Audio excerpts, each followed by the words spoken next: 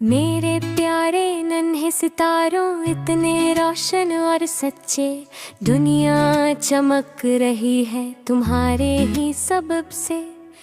बड़े ख्वाब देखो, ज्यादा सीखो और हमेशा खेलो, क्योंकि आज का दिन है सिर्फ तुम्हारे लिए। चाचा नेहरू तुम सबसे मोहब्बत करते थे, उन्होंने तुम्हारे लिए खुशियों की दुआ की, छोटी और बड़ी दोनों।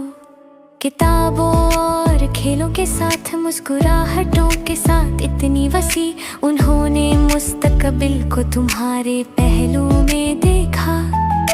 नरम दिल बनो, बहादुर बनो और हमेशा ख्याल रखो, मोहब्बत और हंसी हर जगह फैला दो।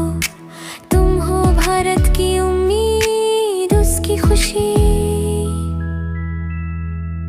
हैप्पी चिल्ड्रंस डे मेरे प्यारे। मेरे प्यारे नन्हे सितारों, इतने रोशन और सच्चे, दुनिया चमक रही है तुम्हारे ही सबब से।